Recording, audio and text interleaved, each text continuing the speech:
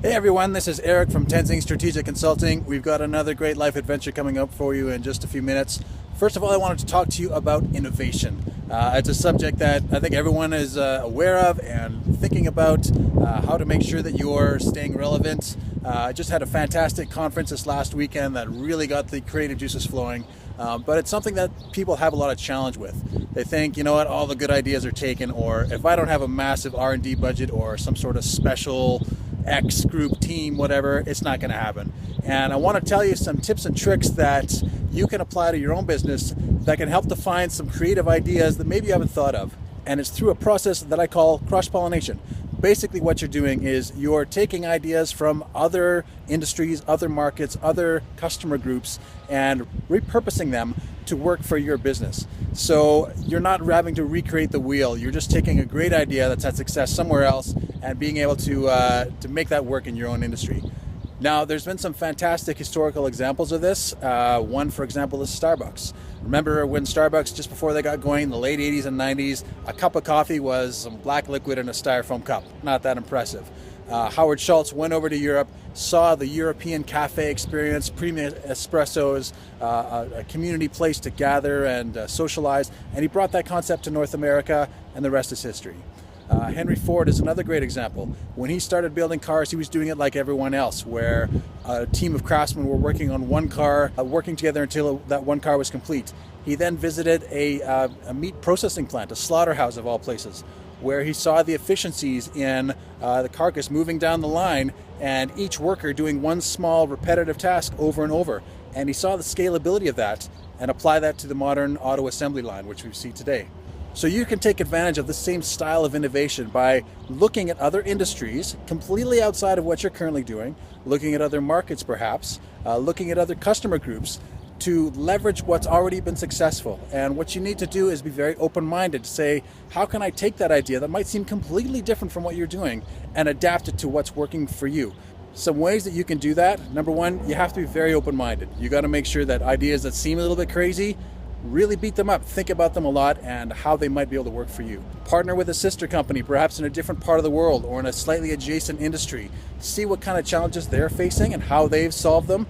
You might be able to get some nuggets there. When you're looking to hire, you want to attract the best employees, of course, but don't only look within your industry. Maybe look at associated industries or ones that have complementary skills and bring in talent from out there that are going to have some great, new, unique ideas. And then make sure you listen to them. That's one key. Don't just stifle them with, hey, here's how we do things. Listen to those guys and their intelligence. There's also some great brainstorming techniques that you can use, which are a little bit out of the box, a lot of fun to do. There's more on it on our blog, tenzingstrategic.com. You can check it out and get some other great ideas. So now we're going to take you out to our fifth life adventure and experience and let you see what that's all about. Don't forget, you're working your butt off to create great value for yourself. Make sure you have balance in your life, that you're enjoying it week by week. It doesn't have to be that once-a-year trip. So go out there and enjoy things, and we'll see you soon. Hey everyone, so here we are for life experience / adventure number 5. Another gorgeous Saturday, and today we are out here at Springbank Airport. They have an introductory flight offer where you can go up and go for a half hour or an hour, and we're going to do that, and I get to be behind the wheel, or stick, or wings, or whatever, but it should be kind of cool. Hopefully we can get out over the mountains. It looks like it's good weather, and we'll check it all out.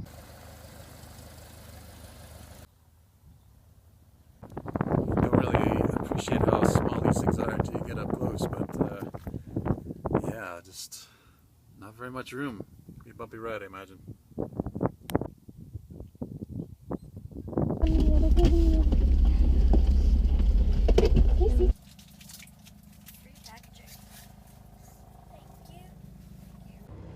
Everyone all buckled up? Yeah. Excellent. We ready to go? Yeah. Let's do this. Yep. Ready? Yep.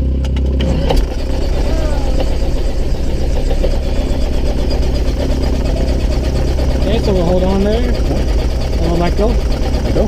Yeah. So the fuel injector is a little bit different to start here. Okay. Good. Master's on. Alright, let's try that again. Ready? Okay.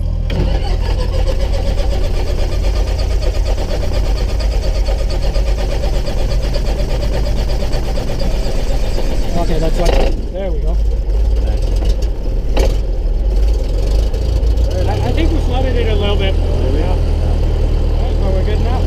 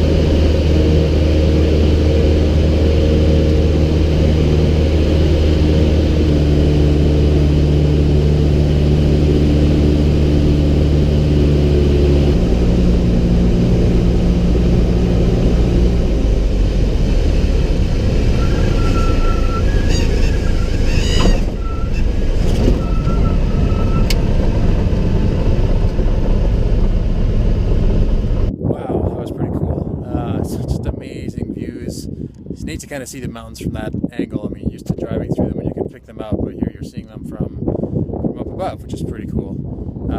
Weather was great, the sun was nice. We were all starting to feel the bumps and the ups and downs quite a bit, especially on the way back. So I took the controls for a little bit there. It was pretty fun. Hard to keep steady. Plane coming in here. There we go. Anyway, yeah, hard to keep steady for sure. It's very delicate, but it's a lot of fun. Really nice to kind of get there, and it's nice to be back on the ground, though, is what I'm thinking right now. So